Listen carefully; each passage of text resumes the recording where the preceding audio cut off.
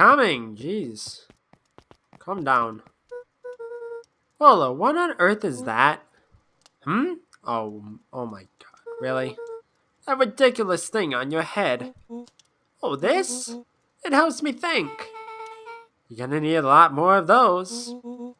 Joke all you want. We'll see who's laughing when I crack this case wide open. He's cracking this case wide open and you're laughing. The coast is clear? Yup, whatever she's been up to this week, it's been keeping her busy most of the day. Very well. The game is afoot.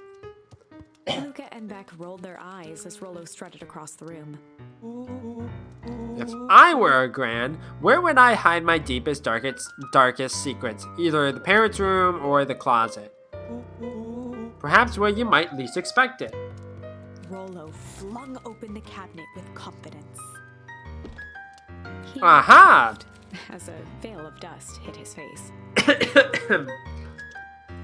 I think it's safe to assume anything that dusty isn't what we're looking for. Or maybe that's what she wants you to think. And again, any good detective knows not to trust their first hunch. First hunches are for suckers. It's in the fire. Eureka! She's lit a fire in order to burn the evidence. I called it. She keeps that fire going every day, Rollo.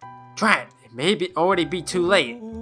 Just think of the mounds of documents lost to ash. Okay, I'm gonna stop you right there. Can we just think for a moment? Luca, is there anywhere Gran doesn't want you to go? Yeah, the closet upstairs. I knew it. So maybe it stands to reason that we should check there first? No dice, it's locked. Well. Look who stands to reason now. And I have no idea where the key is. If it really is important, then she probably keeps it with her. Anywhere else? She has her berry bushes. Who has ever thought, I'm going to take this important thing and huck it in a bush? True. Anything else? Maybe something out of the ordinary? Well, she is always worried I'll break her fancy dishware in the kitchen. But it doesn't matter anyway, I can't reach the latch. Don't know why I struggle to say that. All three kids snapped to glance at each other, then sprinted in turn toward the kitchen. Run! Run, bitch, run!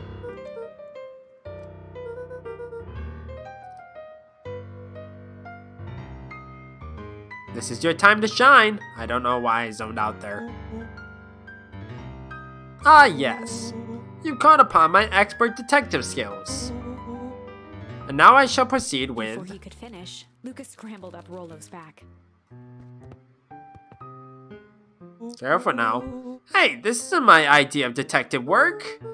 Every squad needs a good lockpick. And every good lockpick needs a sturdy head to sit on. This is beneath my standing. Stop complaining and hold still. Got it. The three crowded around the hutch to peer in. There's nothing in there. It's like, oh shit. With the glass doors opened, a perfect porcelain display gleamed in front of them. Their eyes searched for anything amiss, but the only distinct feature was its impeccability. Well, that was anticlimactic. Yeah, I don't really know what we were expecting. Like, oh hey, let me just yank on this random teacup and... pulled on one of the teacups. It slanted forward with a hollow click. The entire hutch began to rustle and slide under its own power. What were the odds? Seems like your Gran has been doing some remodeling. Dude, only 2 types of people have secret lairs. Evil masterminds and superheroes. So, which one do we think she is? We're about to find out. And then Gran comes in and is like, what are you doing? Okay, so, more of an unhinged conspiracist vibe. Oh, wow. Yeah, this cannot be good. We need to look around before jumping to conclusions. What do we have here? barrels marked caution, explosive. And jam jars? That's enough jam to feed the whole town. What kind of incendiary jam is your grand making? She wouldn't have had me walk around town delivering bombs, right? Only one way to find out. Casually spun open a lid and dipped his finger in the jam. Huckleberries. She smacked his lips. A hint of brown sugar. And ink? What? Luca plunged his hand in the jar, fishing out a soggy slip of paper. Aha! Offered the slimy note to Luca and licked his fingers clean. It's addressed to Mrs. Vitale. A grand jamgram? It says, last night I used the disguise Eris provided to scout the location. The timing window should be possible. Operation Spark Plug is a go. Aw man, are they doing a heist? Whatever it is, it can't be good. So more a bombshell than a bomb, am I right? Am I right, lads, or am I right, lads? You are right, lad. You're new here, so I'll let it slide. But I'm the bad joke guy around here. I'm the bad joke guy. Duh. Wait for it. Oh, I thought they were zooming out. It's like, oh, Grant's here. Yeah! Is there anything that's gonna come from this? I did see that there was an achievement for like touching the melon in town like 20 times or something.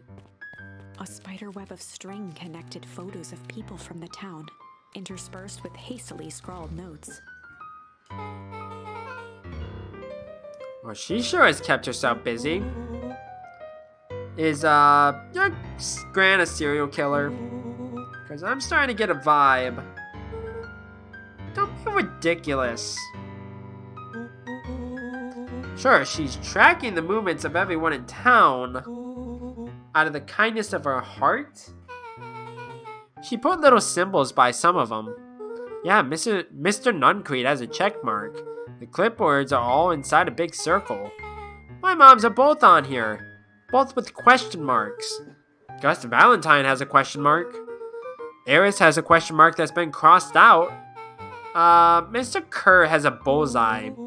The killer has chosen her next victim. We don't know what any of this means. Whatever it means, it's probably not good. Luca jostled each cabinet drawer in turn. Only one was unlocked. He fingered through the filing cabinet, pausing at a bulging folder labeled Walter. Walter! For a long moment, he just stared at it.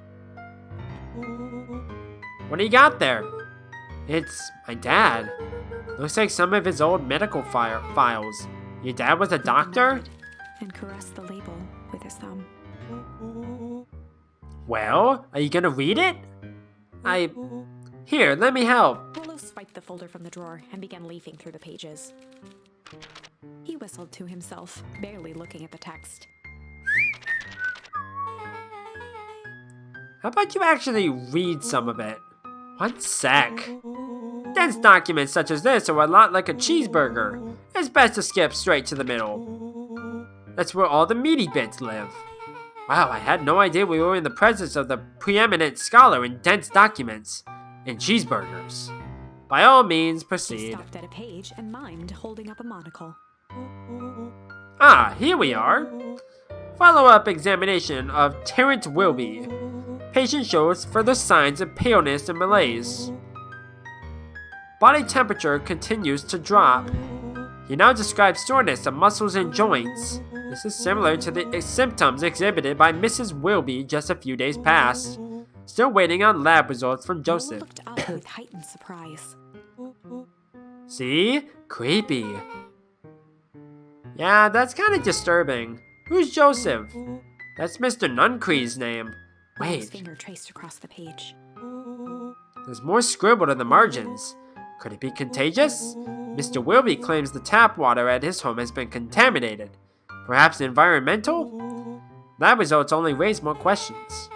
It's like he came back to this report later and made those notes. So it might be related to something Willow else. scanned through several more pages. Here, the writing looks shaky. I just couldn't help her. This disease or whatever it is progresses so fast. In and with his wife passing, Terence's condition follows close behind. Exacerbated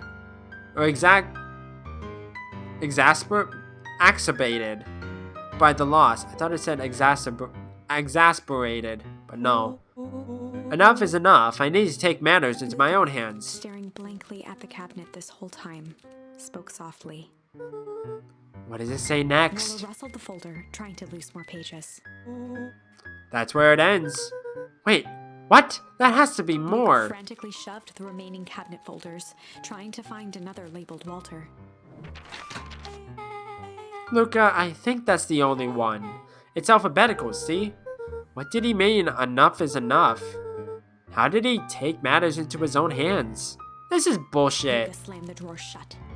I didn't expect there to be swears in like a kid-friendly, like, art style type of game. I say kid-friendly, but I don't know if it's like kid-oriented. They crowded around a worn-down old map of Beacon Pines. Oh, there goes the music. You couldn't have done this earlier, huh? Cool, this looks like a treasure map. Not every old map is a treasure map, Rollo. Yeah, but every treasure map is an old map.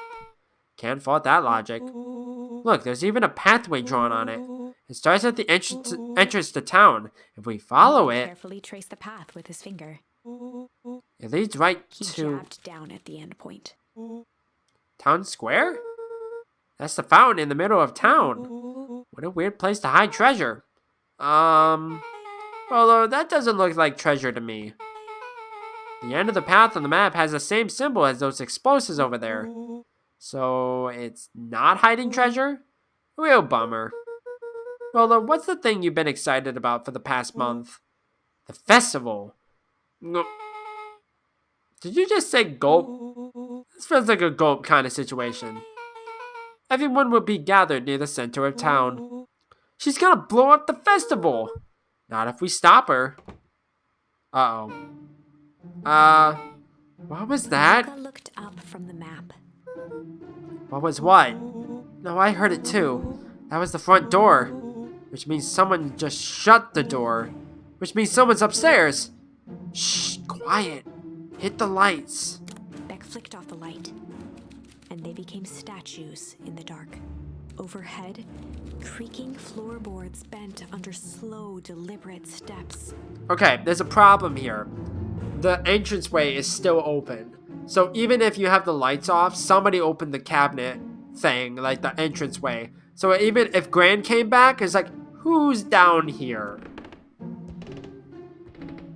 The kids looked up, the tilt of their necks following each footfall.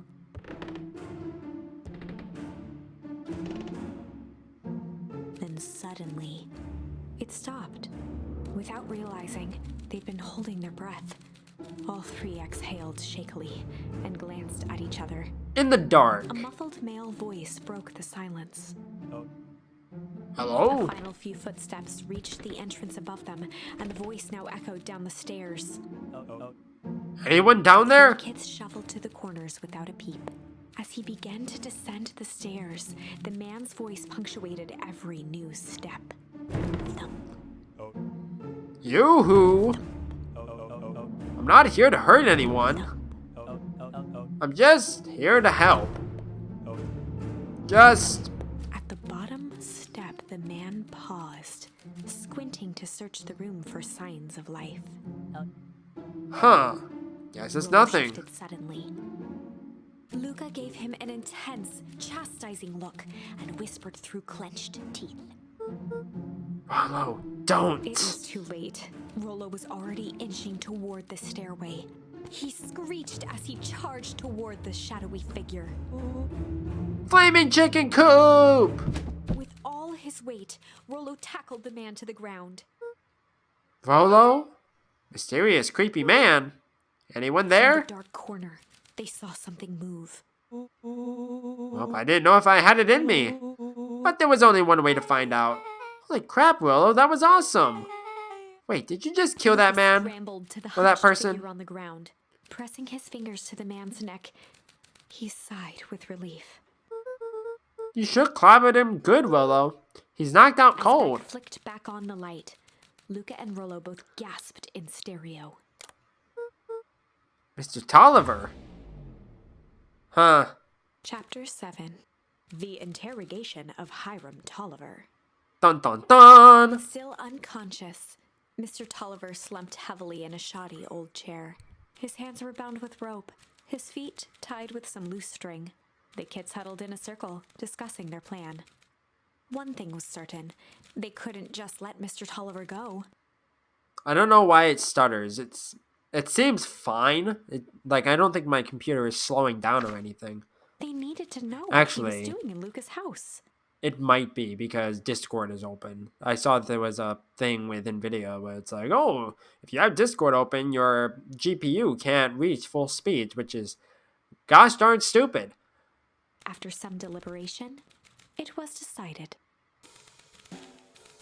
They run the classic good cop, blank cop interrogation. Chill cop. They'd run the classic good cop, chill cop interrogation. Why'd you say chill like that? Number 15. I'll handle this. Just gotta play it cool. Luca walked calmly to the light switch, flicking it off and on a few times. Mr. Tolliver shook his head, gathering his wits. Golly, I sure got my bell Over rung. to find Luca, who returned a calming grin. Sorry, Mr. Tolliver. This was all a big mistake. Luca, what's going on here? Why do you have me strapped down? No one's fault, really. Rollo just got a little startled. Rollo's Rollo here? and Beck emerged from hiding to give a timid wave. Hi. Well, alright. Mistakes happen. You kids gave old Haram a good scare. Just get me out of these ropes and call it Luca even. glanced over to Rollo and Beck, who replied with skeptical looks. Mr. Tolliver, why are you in my grand's basement? I'm here to help, of course. Help with what? What's my grand up to? If you just cut me loose, I can show you. How do I know we can trust you? Tolliver exhaled with disappointment. Luca, have I ever done wrong by you? No? And since your grand moved to town, haven't I been nothing but welcoming? Yeah? So why would I turn my back on your family now? It's just, all this stuff seems pretty weird. A board with names of people from town, an archive of my dad's old disturbing patient He notes, gestured to the corner. barrels of explosives. I can explain everything. You just need to untie me. You kids deserve an explanation. Why can't you give the explanation before we untie He you? looked again to Rollo and Beck. This time they shrugged. Luca began to slowly loosen the bindings. Mr. Tolliver gently rubbed his wrists. That's a good lad. This will all make sense He in edged time. imperceptibly toward the stairs as he spoke. You see, this town has secrets, Luca. A very dark past indeed. Before the kids had even noticed his movement, Mr. Tolliver was at the light switch. A past that must be brought to... Punctuated his final words by flicking the switch and rushing up the stairs. light. Wow. Son of a... Darted to the wall and turned back on the lights. It was too late. Rollo confirmed what they all heard. He just locked us down here. Tolliver's muffled voice came from behind the door.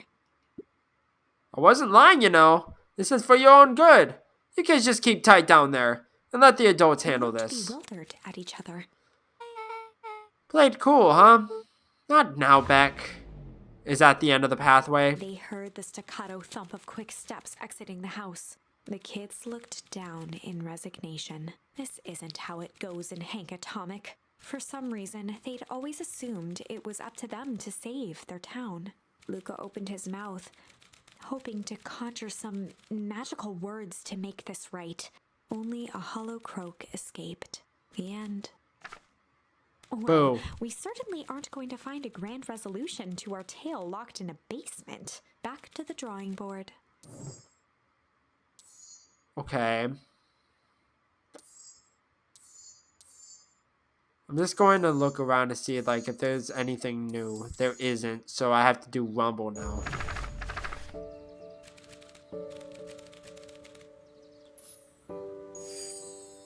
Luca began to respond, but the The sky answered for him as the clouds above began to rumble with ominous thunder. You sure we can make it home before the storm kicks off? Surveyed the roiling clouds.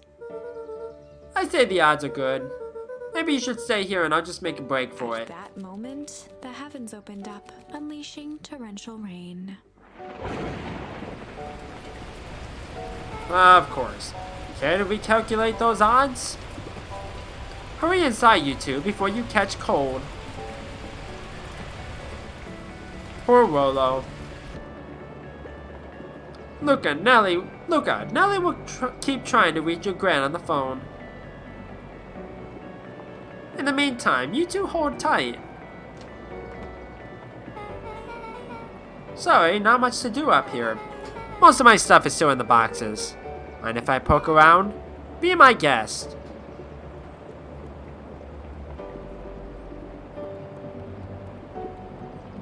Luca squinted into the eye hole of the microscope. This looks wild. What is it? Gum? Gum? Luca adjusted the slide with his fingers to get a better look. I'm tracking the structural integrity of gum with increasing amounts of chewing. Chew that one for 47 days. Excuse me. Luca wiped his hand off on his sweater and gave a nervous laugh. It's weird, I know. Looked down, timidly tapping the ladder with her feet. You think it's weird, don't you? A little. The weird can be cool.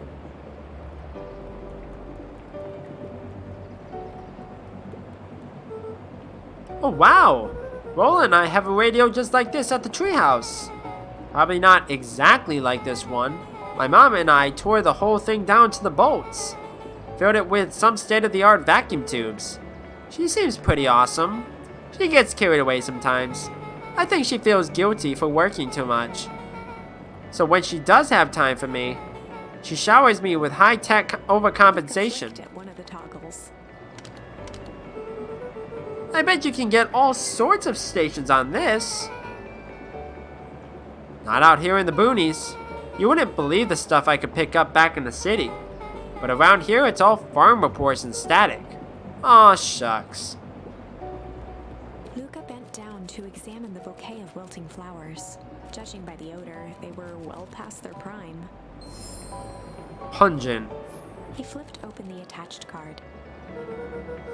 Happy trails from Coach Walker and all the Fairview Condors.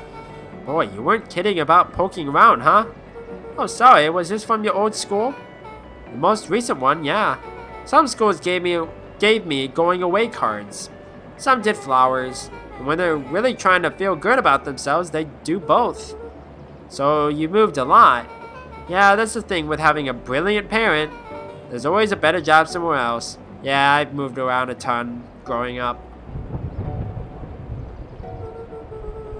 These flowers would last longer if you put them in some water. That's the sort of thing I would do if I cared. But you cared enough to keep them is all. Luca, can I ask you something? Of course. Dang, didn't that hurt? I'll be honest. That hurt more than I expected. Well, at least you look cool doing it. Beck took a moment to watch the rivulets of water running down the window.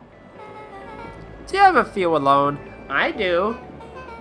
Like even when people are around? Yes. Well, Rolo can be pretty absent-minded sometimes. I'm serious.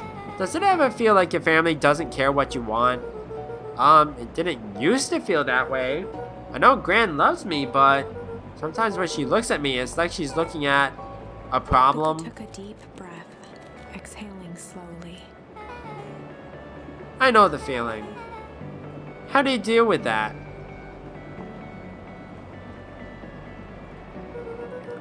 I guess I haven't yet. But one thing my dad told me when I was little: don't hold a grudge, especially against yourself.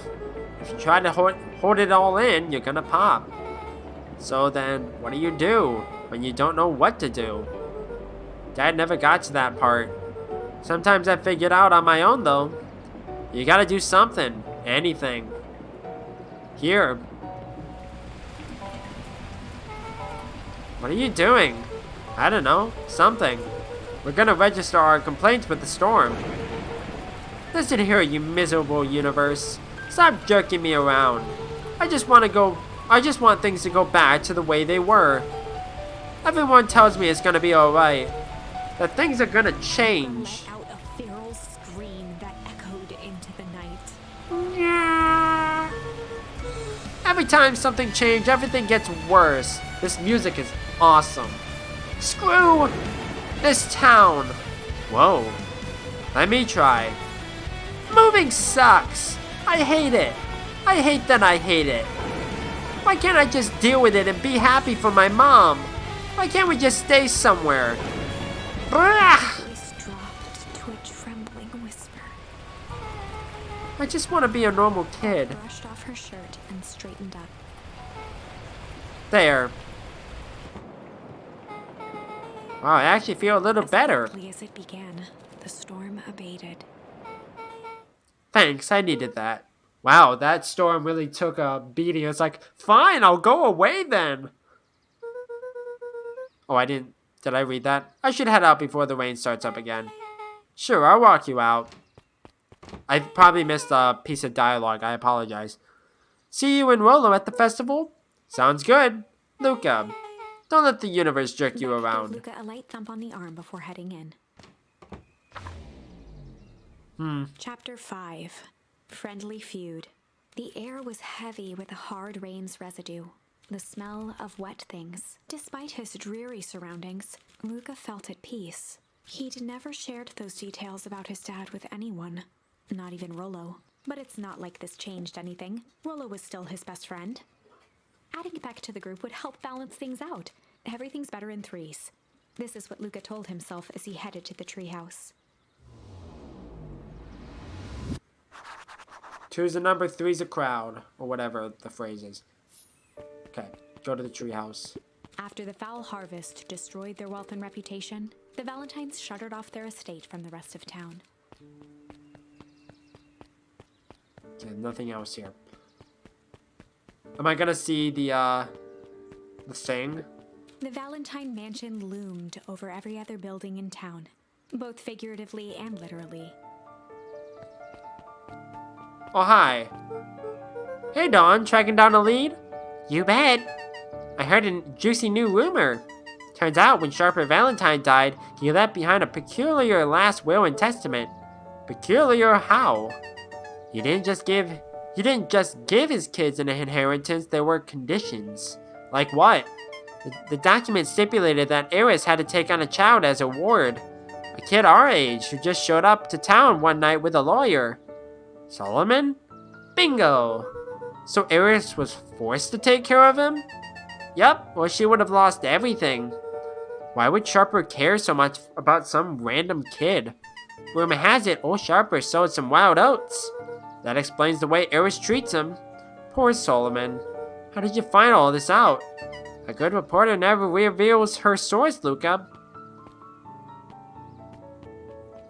Alrighty then, goodbye. What is this? I better not dilly-dally. Okay. Lighthouse is lit up for some reason. Interesting. I don't know if there's anybody else in town. Crocodile Lady is still here. He met his old friend's eyes and was greeted with nothing but ice-cold anger. Heavens, this is no time for fractured friendships. I love that that character is like commenting on all the events that are happening. It's very, very interesting. Excuse me, what are you doing? Just locking up for the night, sir. Oh, wonderful. I can only assume this means all festival preparations have been completed ahead of schedule. Not exactly, sir. The storm set us back a bit, and it's getting late, so we all decided to... You all decided? Yes, sir. I was unaware that your job involved deciding things. We are all here at Perennial Harvest because we believe in creating a better future, yes? Yes, sir, very much, sir. Do you want to be the one to tell this town that we failed them? No. That we gave up because it was a little rainstorm and we all got sleepy? Of course not, sir. Good, then it's decided. Yes, sir, we'll work until the task is done. See that you do. Our harvest awaits. Okay.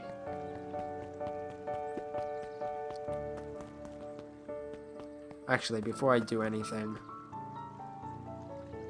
It's too late.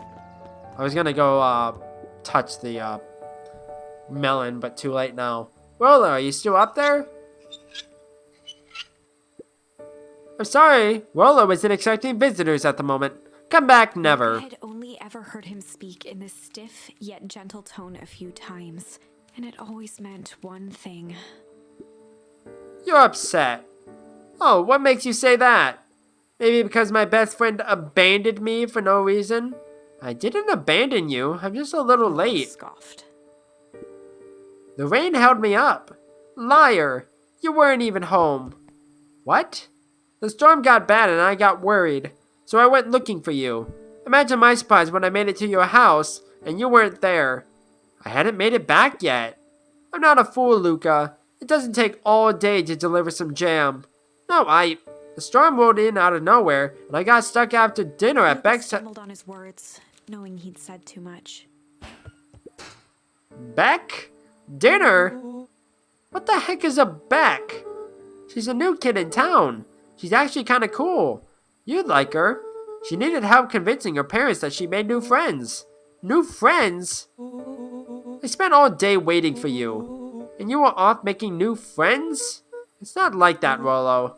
You know, while I was waiting, I made some upgrades to Mission Control. It was gonna be a surprise. But you took so long, the storm knocked it all down. Just like you knocked down our friendship.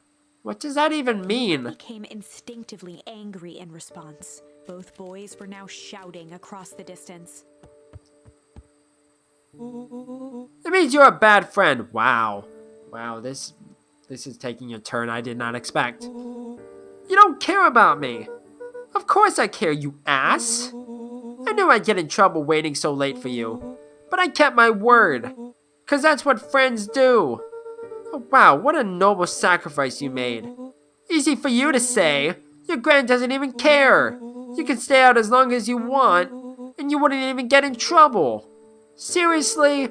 You're acting like I chose this? If that's what you think, then maybe you're the bad Rolo's friend. tone changed to a calm, yet more intense anger. Maybe Pa is right. Storms bring more than water. This one brought out the real Luca. Stop quoting your Pa's nonsense like it means anything.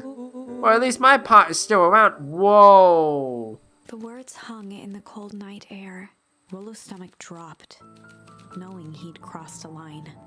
But it was too late. Luca, Good night, Rolo. Dang it.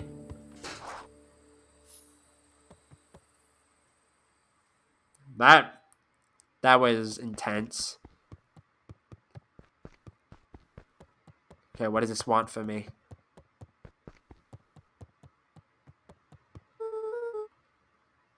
If Rolo thinks I'm still going to the festival with him, he can shove it. Okay, what does this want for me? Luca dug through his old stuff, not even sure what he was looking for.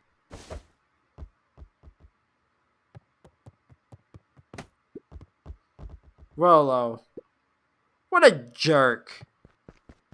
Well, the universe seems to be jerking around you now. Ooh, I'm Rolo.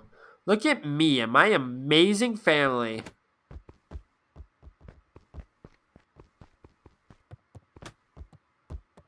Is there anything else? Unsure.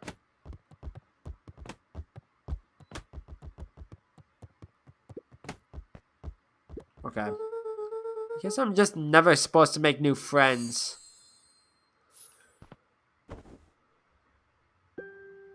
Luca? Man cooed gently from the hallway. He slept straight through breakfast.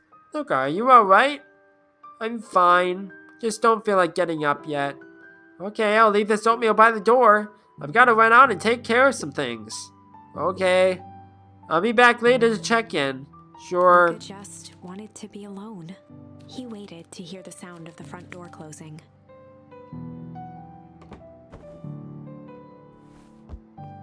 I bet Rollo's still gonna go to the festival.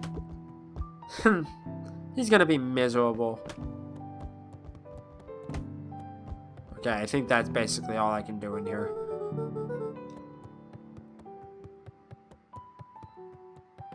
Do I still have to keep kicking the ball around? What does this want from me? Unless I'm supposed to do something.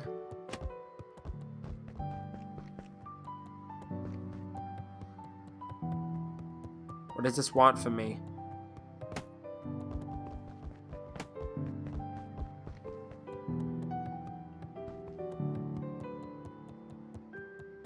I don't know.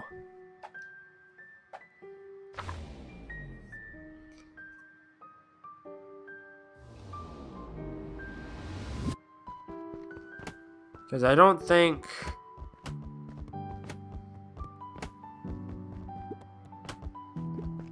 Oh, go back to Luca sleep. dozed off again. I'm stupid. Luca, I see you didn't eat your oatmeal. Wasn't hungry. Well, just in case you get hungry, I'll leave a sandwich here too. Thanks. Rolo came by. What did he say? He wanted to talk to you. What did you say? I told him you weren't feeling well. Good. So you plan to just sit in your room all day? Pretty much. Well, I need to pop away again for a minute. If you decide to end your pity party and go outside, I think it'd do you some good. Noted. Luca still couldn't bring himself to go out. Besides, if he ran into Rollo, he'd have to actually confront the situation. Well, it's always good to confront your problems head on. Well, head on it might be a bit much, but there's never anything interesting at the festival anyway.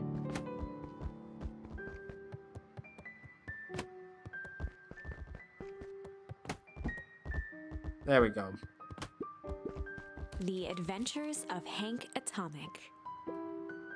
The complete first volume. Carefully opened the cover and began to read. Rollo had received it for his birthday, a special hardcover edition with behind-the-scenes commentary and bonus art. Rollo cherished it, but asked that Luca keep it at his house. Luca wasn't sure if it was because Rollo didn't trust himself with it, didn't trust his sister around it, or just wanted an excuse to come hang out at Luca's more often. Whatever the reason, Luca didn't mind, but it had stayed right there where Rollo had stashed it ever since. Now, at the foot of his bed, Luca lost himself in the pages. He'd read it all before, but at this moment, it somehow felt sentimental. He was well into issue number 5 when he heard soft footsteps from the hallway. Luca, another little friend came to see you.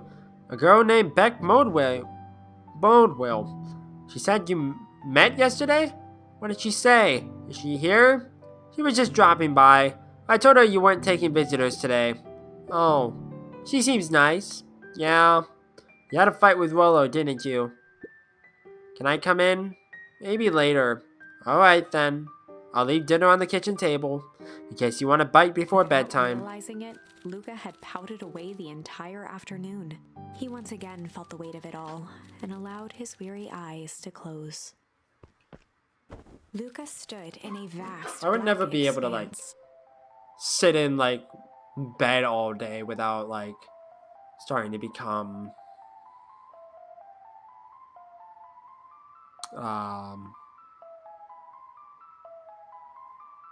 in pain, I guess. He looked up at his father standing beside him. Walt was working a straw at the bottom of a fountain glass, trying to collect the last bits of milkshake. Dad, where are we? Taking a final loud gurgling sip, his father peered up from the glass. He jangled the straw playfully with a warm smile, then lifted the empty glass as if to point into the darkness. The source? Luca's eyes followed his father's gesture. In an instant, he was sitting in front of a blazing campfire. Across from him sat a large figure in a yellow hazmat suit. The figure's voice was a scratchy echo. Well, if it isn't the man of the hour, make yourself comfortable. Luca held his shivering hands over the flame to warm himself. It It doesn't work that way here. Their yellow-gloved hand pointed to the base of the flame. It's a cold flame. See? Luca peered at the base of the fire. It wasn't wood that was burning. It was Beacon Pines itself. Tiny buildings, freezing and crumbling as they were consumed by flame. Luca could see small shadows moving in the burning city. People. Luca leapt to his feet. We've got to help them! The figure gave a dismissive wave of their hand. Why waste energy helping people who can't even help themselves? The figure bent down to examine the panicked crowd as they desperately tried to stop the flames. They only care about what's right in front of them. Not like us. Luca's voice was a trembling whisper. Us? The figure slowly stood up, grabbing its helmet with both hands. With a jolt and a twist, the suit emitted a gasp. A cloud of torpid mist escaped, slowly revealing the face within. Luca's own face looked back at him. Well, that's Older, creepy. Worn, distant. The sensation was oddly familiar, as if he'd caught his own reflection by surprise in the mirror. The doppelganger smiled. I tried to help once. He gestured towards his face. And all it got me was this. Luca staggered back. You aren't me. Luca felt a hand catch his shoulder. His father was there again, beside him. Every choice sets us on a path. This is the end of one of your paths, son. Luca watched his older self shake its head ruefully, its face twisting into a cruel grin. Welp, Dad. If you wanted him to see this, far be it from me to disappoint. Luca watched in shock as the figure took a confident step forward and plunged into the flames. In a flash of cold light, he was gone. What does all of this mean? Luca felt a reassuring squeeze Good on question. his shoulder. Just remember, why we choose matters just as much as what we choose. You always ask why or To what, see but a not hazy how. figure at the foot of his bed, silhouetted in the morning sun. Mom? No, dear. It's only Grant. Luca rubbed his eyes. The kind, concerned face of his gran came into focus. How are you feeling? Fine? Anything you want to talk about? I don't feel like talking. That's just as well. How about you sit there and listen a bit? Whatever you and Rollo thought about doesn't matter. But Gran he... silenced Luca with a gentle pat on the leg. Fights between friends happen. What was said doesn't matter. Well, I don't know about that. The important thing is that it's not the last thing you ever say to each other. We're not as friends anyways. But he said stuff about Dad. Well, do you think he meant it? No. He was just mad. And did you mean any of the other things you said to him? No. Good. One must appreciate friends in their best moments and accept them in their worst. Now get your little butt out of bed. The festival's today. You don't want to miss that, do you? I guess not. Seems like a good opportunity to make amends with Rollo, Luca doesn't gave it? a reluctant nod. So buy him a corn dog and apologize. Why do I have to buy him a corn dog? But he's the one that... What did I just say? Buy him a corn dog. That's a good boy. Everything's better with corn dogs. I need to get going now. Got some last-minute festival business to take care of. I'll come find you at the fountain a little after lunch. Alright. I love you, Luca. Love you too. Luca took a deep breath.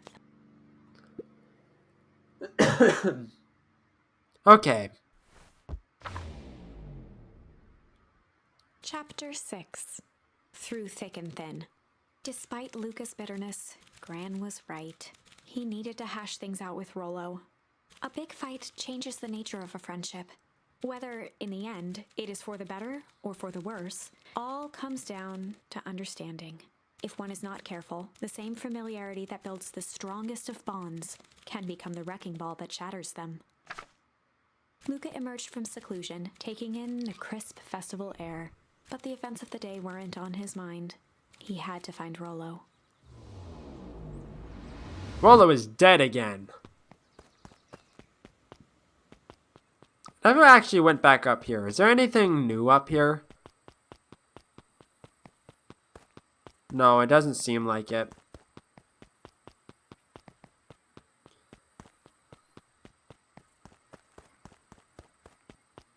No, you're not gonna sneeze again or anything?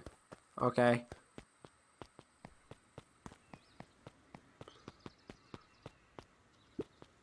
There you are. Luca, Rolla wanted me to tell you something. What is it? Roxy rolled her eyes, shaking her head. A space adventure, though you needn't buy it. If you be brave, go somewhere quiet. Roxy, I don't... It's a riddle, Luca. My goofy little brother wants you to Luca find him. looked down and kicked at the dirt. Look, I know you two had a fight. The only thing more annoying than my little brother is my little brother without his best friend. So I'm doing him this one favor. So I need one favor from you. Whatever it is that went down between you two, squash it. Space adventure, though you needn't buy it. If you be brave, go somewhere quiet. It's either the treehouse or the woods. Either one. Unique New York. Unique New York. Huh? Oh, don't mind me. Just warming up for my big ceremony speech. Pointed to his grinning mouth. Gotta limber up the old gap box. You nervous? Oh, heavens no. Well, break a leg. Give me the gift of a grip top sock. Can I not interact with you? I don't know who Perennial Harvest thinks they're impressing with this ridiculous festival. Totally. This town's still falling apart, the weather's still cruddy, and this season's harvest looks like it's gonna be worse than last year's. You said it. No amount of corporate pandering is gonna change any of that. Exactly. But the lemonade at the drink stand over there does look pretty tasty. Fits. I'm still gonna be mad at them. I'd just rather be mad while sipping some delicious lemonade is all. Welcome to our festival. Don't forget to come back later for Mr. Kerr's speech. And the Perennial Harvest Festival sign reveal. You don't want to miss it. How goes the beetle hunt? Pretty rotten. I haven't seen so much as an excavate. And it's not just the beetles. This morning I couldn't find any critters at all. It's like everything that buzzes or skitters just packed up and left. I'm sure they're out there somewhere. Maybe all the commotion of the festival just spooked them.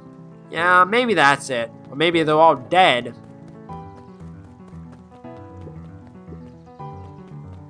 Just gonna chill here. No, I'm not. Ain't moving. Every single time. Yup. Wait for it. Unexplained sound once again noted. Like clockwork. What a bunch of drones. Jeff was staring into the distance with a wistful look. Hey Jeff, everything alright? Huh? Yeah, everything's fine. I mean, used to be fine. Just ain't right these days, you know? I really do, actually. Jeff turned to Luca with a furrowed brow, then gave an understanding nod. You do, don't ya? For a moment, the two now shared that same wistful gaze.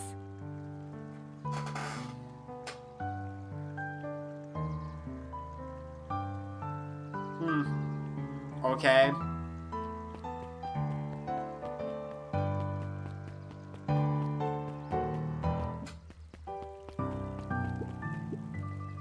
A most welcoming of welcomes. Would you like to share your thoughts? We always strive to improve. Nope. Wait, can I talk with the dude down here? I tried to and it didn't let me. No. Why can't I talk with him? I don't know.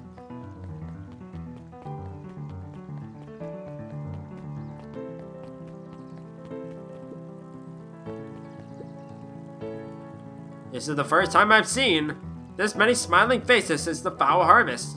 I had my doubts about Perennial Harvest, but I must admit they do put on a nice party. Okay. Hi, Luca. How's Griffin doing? What? Oh, It all nothing. became flesh. Just pretend I didn't say anything. What, you got a little crush on him? Or her? I don't know. Oh, you don't have anything to say right now? Okay. Hey, Luca. So you done at the library? Huh? Oh, He nothing. looked away suspiciously. Nothing at all. Luca, did you know that Beacon Pines is actually unincorporated? A lot of people don't know that. Wow, yeah, I didn't know. What's that mean? It means most public works are handled internally. We do all the pipelines, the water treatment, building regulations. That's great. Census taking. Emergency services. Get me out of here! Pipey, you're actually taking a break from studying? I wanted to see what all the festival fuss is about.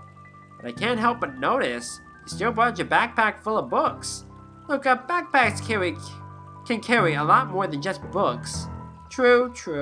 So what you got in there? Books. Nice. I was able to return the perennial harvest safety suit you borrowed. I don't think anyone noticed. Good. Now will you tell me what you needed it for? It was a favor for an enemy of my enemy. This isn't going to harm Mr. Kerr, is it?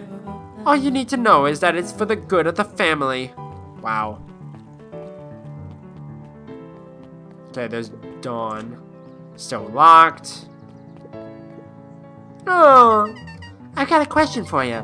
What do you think this whole festival is for? The way I figure it, Perennial Harvest is trying to win over the town. Like a bribe, but with balloons. Cynical. I like where your head's at. That's what I assumed at first too, until I eavesdropped on a couple of gossipy clipboards. What if I told you that this whole thing is really a special shindig for a super secret guest of honor? A special guest? Who? I haven't dug that deep yet, but whoever it is, PH thinks they're a big deal. Okay.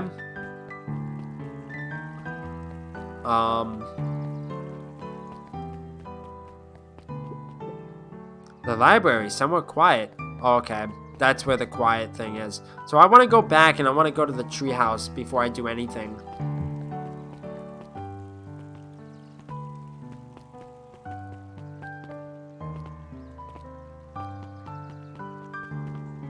If I even can.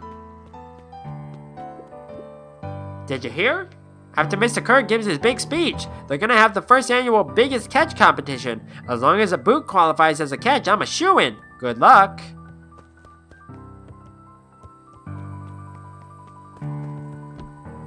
Okay, nobody's in here. Okay. Go back down, please. Thank you.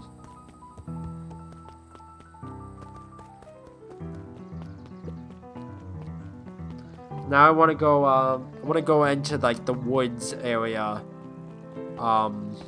just to make sure that there isn't anything out in that direction. Maybe I'll see I forget what her name is.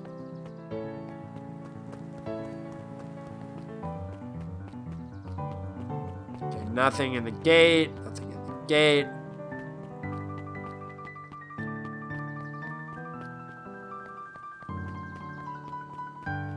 Okay, nothing here. I don't know if there's anything towards the factory place. Probably not, but I might as well just double check. No, it doesn't seem like it. Okay, so let's go back to the library.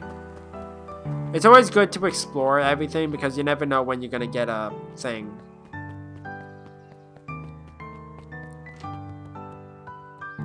Oh, he's not even here. Hi, Jays. Still working through the newest Hank Atomic? You know it. Some fascinating canon toward the end. Did you know? Hank Atomic Shrink Array doesn't technically shrink stuff. It uses inverse quantum particle decay to literally grow the entire universe around an object, leaving that object unaltered. So it just looks shrunk compared to everything else. Bingo! That's wild. Jays, no spoilers, please. Alright, sorry. Hey, Luca. His eyes lit with excitement. I've been expecting you. Bravo on deciphering the first riddle. The first? Oh, you didn't think that was all, did you? Rollo does go all out, doesn't he? Straightened up and cleared his throat as if preparing to sing. Alright, Planet Farpo, you may take issue. When the fifth king dies, you'll need a tissue. Stared at Luca eagerly. Get it? Want me to tell you? No, it's okay, let me figure it out. Alright, when you find it, bring it here to be verified. And if you decide you want a hint, the offer still stands. May take issue. When the fifth king dies, you'll need a tissue. What? May take issue. Is it the book? Or is it a comic? Luca grabbed the 5 pillars of success from the shelf. Once you got a book, you can either hand it to me or grab a different Luca one. grabbed the 5. Luca grabbed The Issue with Self-Help, a helpful guide. Luca grabbed 500 meals for one big pot. Wow, this is gonna be really difficult, isn't it?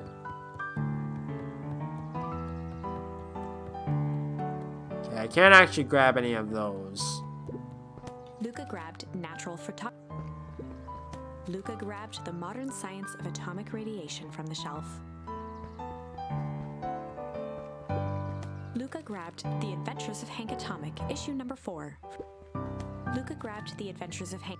There we go. Ah, you found it! Moved his book from the desk and replaced it with Luca's, turning on the lamp. As he slid the book under the purple light, 2 words glowed. The Adventures of Hank Atomic, issue 5. Luca clicked his tongue with recognition. Rollo's cipher pen. He used to write secret messages everywhere with that. And only I had the special flashlight needed to reveal it. But I lost it. Well, apparently he traded Jeff for this purple light bulb. Parted with its entire Halloween candy stash. Oh, Rollo. Now let's see here. He began flipping through the pages, stopping when he hit a glowing word. Get away with such a He continued grift. flipping. Only found in Grub. Cart. Reaching the end of the book, Oh, I know where that is. That's it. Grift in Grub? Cart? Griffin. Griffin's Grub Cart. Oh, never mind. He wants me to go to Griffin's snack stand. Ah, brilliant. I guess you off then. Good luck on the rest of the scavenger hunt. Thanks, Kato. I thought it wanted me to go to the bait, box thing, but no. That makes a lot more sense.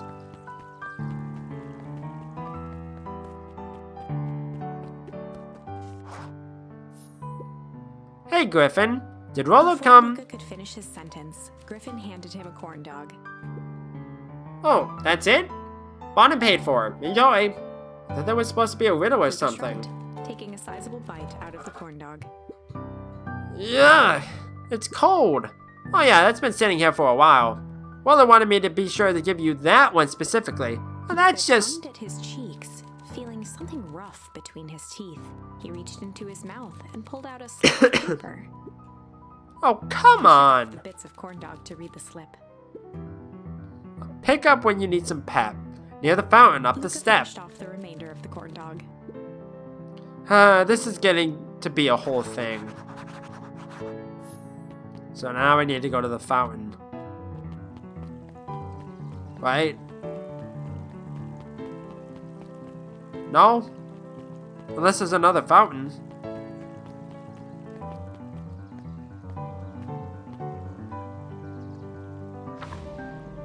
No, not you.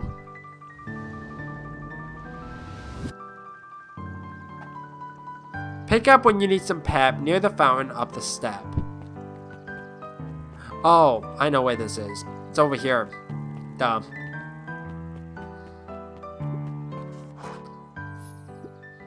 There you are, Luca. There's no way I'm actually doing this. It's way below my pay grade. Oh, come on, you big stiff. Let the kids have some fun. Fine.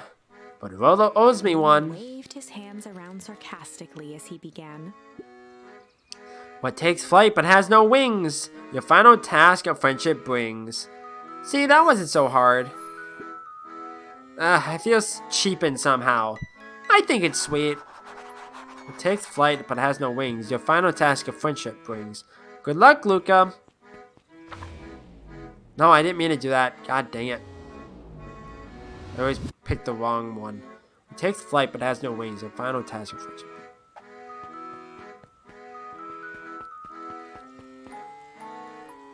Oh, hi. Hey. Hey. Did you find the comic book? Yup. And you got the corn dog? Yeah.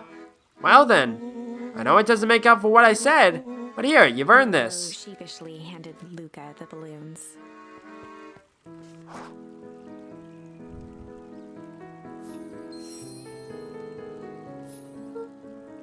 Thanks. You didn't have to go to all this trouble. I'm sorry I got so mad. Dang it, you were supposed to let me apologize first. Oh, sorry. Now you've apologized twice before me. Just let me do this. Look, I'm really sorry. What happened that's happened with your mom and all. I've always wanted to be there for you. Be a good friend, you know? When you said you were hanging out with someone else, I kind of freaked out. Rolo, still my turn. I felt like if you needed some new friend to help you, it meant that I wasn't good enough. But that was selfish and wrong. I was wrong. I'm so sorry, Luca. Okay, apology over. You can talk now. Threw himself at Rolo, hugging him as tightly as he could. Rolo, I don't deserve you. I don't deserve you either. That's why we deserve each other. So, what else do you want to do today? We could snoop around and try to find some info about your mom. Snoop where? We can probably sneak into Perennial Harvest HQ while everyone's at the festival. Aren't you curious about all the stuff those clipboards write down? What if we get caught? I think I've had enough excitement for 1 week. Let's just make the rest of the day about us. Really? Yeah, the rest of the world can wait 1 more day. You know, I have been wanting to get some work done on the MCDC at Mission Control. The aim is a bit unpredictable. That sounds perfect. Okay. Nothing's gonna happen on the way there. Wait. Was that just a sign? Yes, it was just a sign. Okay. I thought that might have been another dialogue thing. I was like, oh no. Oh, I almost forgot.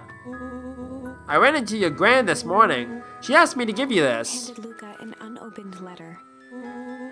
I'll wait for you inside if you want to read it now. A letter? Luca, some things are going to happen that might be difficult for you to understand. If I am honest, I hardly understand them myself. But whatever happens, I need you to know that I love you.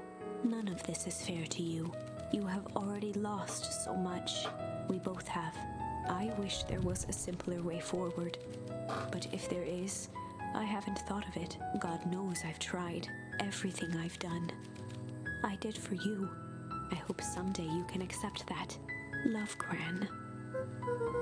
I love you too, Gran. Folded the paper into his pocket and headed up the ladder. What, is she gone? What's up with the letter? Anything you want to talk about? Maybe later. Sure, whenever you want.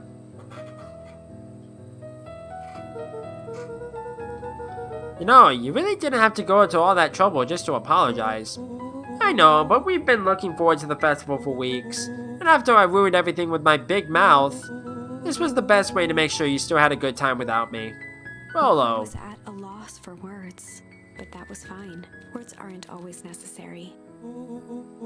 The festival seemed nice. Was it nice? We could still go. Nah, this is fine. Well, there's always next year. Sadly, this was untrue. A distant rumble shook the treehouse. Uh-oh. Huh? What was that? Oh man, we missed the fireworks. It was not fireworks. It was something the boys couldn't possibly comprehend. Something as old and cruel as time itself. Tale as old as time.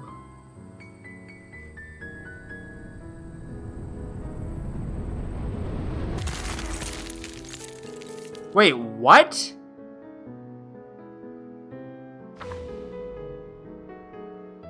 Like, I would understand if there was tore through the room. something else, A but bitter, that's unfathomable chill. actually rather terrifying. Before they could react, it encased them in ice. Two boys, reunited by friendship, only to be cruelly separated by a malevolence beyond reason. And so, our story ends on this melancholy scene, in a silent treehouse turned statuary. In a town brought low by its secrets, sits a pair of friends, alone, together, for the rest of time. The end. That seems a bit much. It's like, was it the entire town? Was it just the treehouse? I'm confused. No, that can't be the ending. It simply can't. I won't accept it, and I hope you won't either. There are more endings, more possibilities. I can feel it. We are just going to have to sort through them all until we find the one that fits. Okay.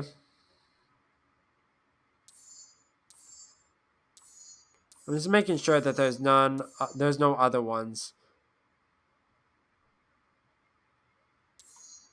Okay. So let's go back to this one.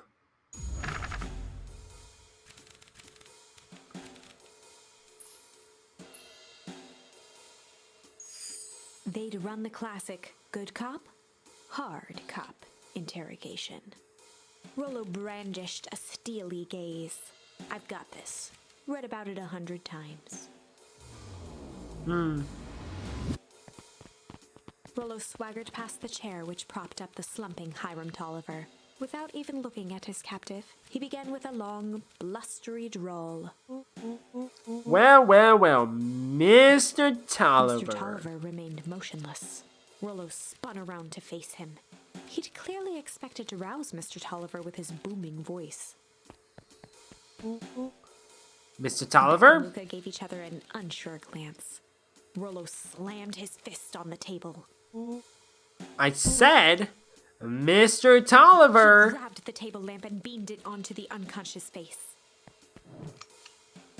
Mr. Tolliver groaned and slowly lifted his head. How does a light, wake him up, but not a booming voice? He recoiled with a muddled, weary squint. What in the The world? chair wobbled as he attempted to straighten up. Who's there? Mr. Tolliver could only make out rough shapes through the glaring light. With a gruff tone, Rollo hoped to both conceal his voice and intimidate. I'll be asking the questions here, punk. Oh, hold on. Let's just calm down. Oh, I am calm. Calm as a carrot in dirt. As for you, looks like you're sweating. Probably because he's under a lamp. The doubtful expression on Beck and Luca's faces transformed into awe. We could do this my way, or let's just say I've never needed another way. Rollo, hitting his stride, was now channeling every detective trope his memory could recall. He slammed the table again. 28 stab wounds. Now dance. What? I don't Mr. even... Tolliver's voice became desperate. He was nearly in tears. You tie me down. How on earth could I dance? Dance with your mouth, punk. Spill the beans. 28 stab wounds. You just had to kill him, huh? What are you doing poking around this house? I'm here to help Juniper. To make sure everything's ready. So you're in cahoots with Gran? Gran? Mr. Tolliver was in a daze, now more confused than ever. Gonna help her blow up the festival, huh? Blow up the festival? Good He shook his lord. head, feeling more and more dizzy. No, you got it all wrong. Where is she now? She's, headed to the source. Source? What's the source? His It's voice where faded to a whisper. the town began, where it all began. What is Operation With Sparkplug? that, Mr. Tolliver passed out cold. Rollo swung around with a repentant grimace. Damn, Rollo. I think you went a little too hard on him. What did he say about the source? It's where the town began? We need more information. Yeah, but we'd better not push Mr. Tolliver any farther. Give me 1 second. Oh, okay. Sorry. Is there anyone else who might know more? What about the History Museum? It just got set up for the festival. Nah, that tent was put up by the Valentines. Everything they do is just a bunch of fluff to glorify themselves. Is there anything more reliable? The library? If there's any information about the source thing, Kato can help us find it. Okato. Let's go get some answers.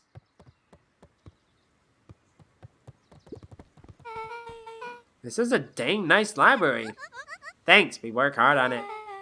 Aren't you a little young to be a librarian? Oh, Kato hung out here so much, eventually they gave him a set of keys. I just keep an eye on the place for Miss Navak sometimes. They got you working for free? It's quiet and I get access to all the books I can read.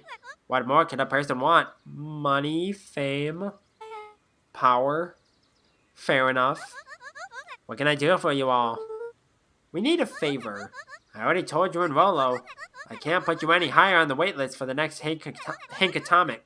If you're here with more candy, I'll have you know I can't be bought. Call it a personal code of conscience.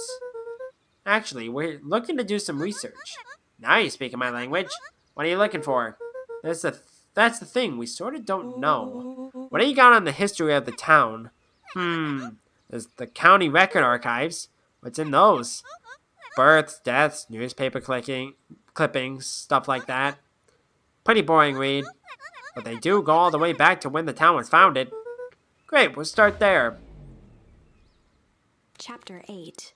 6 feet under, 3 towns over.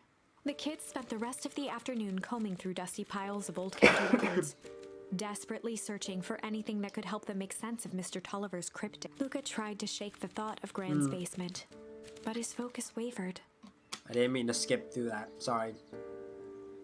Explosives, messages hidden in jam, dossiers on various town figures, and a corkboard threaded with photos. Gran was the only family he had left. He still couldn't bring himself to believe the worst. But the old map with the symbol of explosives in town square made that difficult. As the sun began to set, the kids were no closer to the truth. If I had to read any more records, my eyeballs are gonna pop. We have to keep digging. If I dig another word, I'm gonna end up in one of those asinine death records. Rolo Cotter lived a full and wonderful life, till he read so much boring crud that his brain oozed out of his Rolo ears. shut his book with an assertive nod. If you got a better idea, spit it out. You sound like my sister. Keep pushing your luck, pal. And it won't be boring county records that'll kill you. I'll put you in the obituaries myself. Wow. Rolo muttered under his breath. You're a county record. Really? That's the best you got? When I'm done with you, you'll be the footnote in history. Just Beth like slammed her finger down on the open page before glancing down to read. Jay Hartford here. I'd love to see you try. Hey. We're a little tired here. Let's just take a minute and... Something tickled the back of Luca's mind. Wait, what was that name, Beck? In the obit? Jay Hartford? From the Brookville Tribune 8 years ago. That can't be right. What is it? Jay Hartford? That's my grand's name, Juniper Hartford. Maybe there were 2 Jay Hartfords. I didn't mean to do that. God dang it. Mrs. Hartford is survived by her young daughter, E. Hartford. My mom's name is Eleanor. Okay, this is getting creepy. If your gran is 6 feet under, 3 towns over, then who am I living with? The question hung in the air. Well, that's actually a really good question. Alright, gang, I gotta close up for the night. Rubbed her eyes. How late is it? Almost 10? How is it still light out? Oh crap, Pa is gonna kill me. I gotta go. Yeah, my parents will be worried sick. Okay, let's meet up as early as we can at the festival tomorrow. What are you gonna do about the unconscious man in your basement? I'll think of something. Luca's heart was pounding as he approached the house. If he was lucky, Gran, or whoever it was, hadn't gotten back yet. And of course, there was Mr. Tolliver tied up and unconscious in the basement. Dealing with him would be the first order of business. Luca shook out his arms to calm his nerves before entering. Uh-oh. He held perfectly still, tempering his breath, and listened closely. She was asleep. His only hope was that she hadn't found Mr. Tolliver before dozing off. Check on Mr. Tolliver in the basement. Should probably just walk as slowly as I can and quietly. Uh-oh. I don't like this. This is actually kind of scary now. Oh no. Mr. Tolliver was nowhere to be seen. Maybe he woke up, escaped from his bindings and left without a trace. Gran knew everything. What do I do? Luca's hungry stomach groaned. Not realizing it, he'd gone the entire day without eating. Okay, I can figure this out. Just need a little brain food. Luca rushed over to the pile of jam jars, unscrewed one, and shoveled a handful into his What are mouth. you doing? It could be poisonous. I'm afraid your jam delivery will be He flipped delayed. the lid to read the label. Mr. Nuncreed, heh. Okay, now I can think. So if Gran knows where we tied up Mr. Tolliver, I'm screwed. If she doesn't know, then I need to play it cool. I guess the only option is to go to bed and act as if nothing is wrong. Gran will think Mr. Tolliver finished what he was sent to do and left when he was done. Go to sleep. I have a feeling I'm gonna cross her. Yep, I had a feeling. Gran? Okay, stick to the plan. Go to bed and play it cool. I'm kind of scared now. This turned into a horror As game. Luca climbed the final stair, the emotion of the day dragged heavily on him.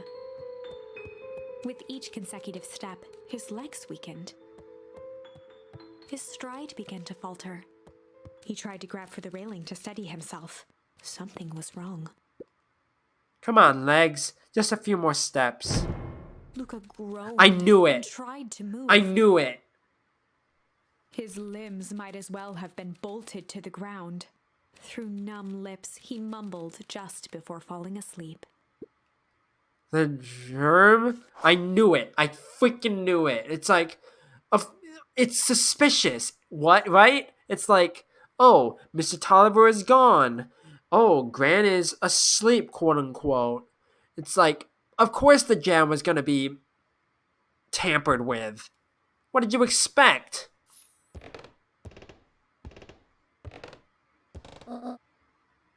Sweet boy, what did you get yourself into?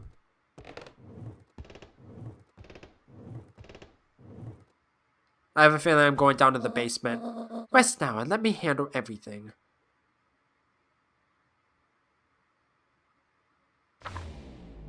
I have a bad feeling about this. Chapter 9. A speech to end all speeches. Luca awoke to find himself face down in bed. He moaned into his pillow. Why would Gran drug him? Or rather, why was she trying to drug Mr. Nuncreed? Shaking the questions from his woozy head, Luca snapped back to the matter at hand. The festival! I don't know if there's anything to be seen. I'm just gonna head to the festival. Uh-oh, cutscene. Where have you been? Gran put something in the jam. Yeah, we know. Secret messages for secret conspirators. Not this one. The one intended for Mr. Nuncreed. Put me to sleep. Whoa, ho, ho! Sly devil. Hey, it's me. I think she's trying to remove him from the equation. He might be in danger. Have you found anything? We looked around, but I haven't seen anything odd. Your Gran is nowhere to be found. But But Mr. Nuncreed is just loafing around waiting for the speech. What speech? Mayor Gus just got up to the podium. Everyone is gathering at the stage. Let's get moving. Uh-oh. Augustus Valentine nervously wiped his brow. Is this thing? Hello, Beacon Pines. I'm Augustus Valentine, your mayor, and, I suppose you already know that. Oh yes, before we get started, I just wanted to take a moment to recognize someone who couldn't be here today. This town wouldn't be where it is today without my father, Sharpard Valentine. So I thought we could begin with a round of applause befitting such a great man. Yay! Even that's more than the old codger deserved. Gus cleared his throat and awkwardly loosened his tie. Wait, where was I? Kerr bounded on the stage with the energy of a preacher at a big tent revival. Gus Valentine, He everyone. gave Gus a hearty slap on the back and motioned him off the stage. Let's hear it for our mayor. Yay! What a great turnout. Ah, heck, I didn't prepare anything. But I suppose I could say a few words. Would be ashamed to waste such a beautiful podium. Mr. Kerr pulled a thick stack of note cards out from his vest. I didn't prepare anything. Let me, take out all my speeches I have prepared for this. Community, conviction, commitment. These are the things we celebrate at Perennial Harvest. For us, these are the pillars of the bridge to a better tomorrow. But I think it's time to add a new pillar. Change. Change is a powerful thing. Inexorable, unavoidable, and undeniable. And I am dadgum thankful for it. Change is the reason we're all together today. It's hard for me to believe that it was only 4 years ago when fate brought me here. A simple business trip which brought me to a small town which would change my life Mr. Kerr forever. took a moment to survey the crowd. You know He what? wiped away a single tear. From the second I set foot in Beacon Pines, something about this place has held me captive. You see, change represents opportunity. It represents potential. It was change that helped me recognize the potential of this place. To see that the potential of this town, despite suffering great loss, still held on to the things that made them special. He thumped the podium to emphasize each word. Community, conviction, commitment. Change. Mr. Kerr nodded confidently, biting his lip. The crowd was silent, in rapt attention. Fate made a perfect match that day. Nothing is more important to you all than community. And Perennial Harvest is a community first and Mr. foremost. Kerr methodically made eye contact with each section of the crowd. The only way you made it through the foul harvest was an unshakable conviction. A conviction that a better tomorrow was just over the horizon. There we go. Perennial Harvest was founded on the conviction that we are that horizon. This festival is a symbol of our commitment to His each voice other. began to build to a crescendo. We now walk hand in hand into a future where we will shape together. And this is what change is all about. Grabbing the future by the scruff of the neck and making things happen. Change is a choice. I am tickled pink that we will all be making that choice together. How great is that? Just imagine what we can accomplish. Uh-oh. What was He that? began to look around nervously. Don't worry, a little thunder isn't going to ruin this day. Everyone remain Mr. Kerr calm. quickly flicked through his note cards. Where was I? Through all of my travels, I have learned one true thing. One always reaps what they sow. We have all planted a lot of good in this town. Planted, explosives, wink wink. And so it is with a heavy heart that I can He proclaim raised his hands up to the heavens. our harvest awaits. I knew it!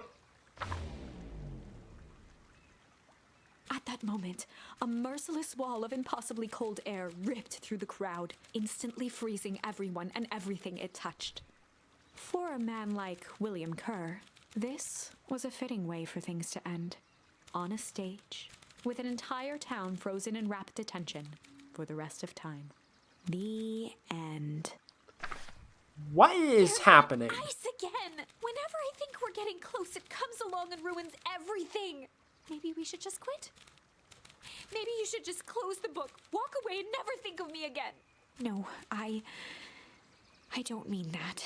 We got a little closer this time. We just need to try again. Please.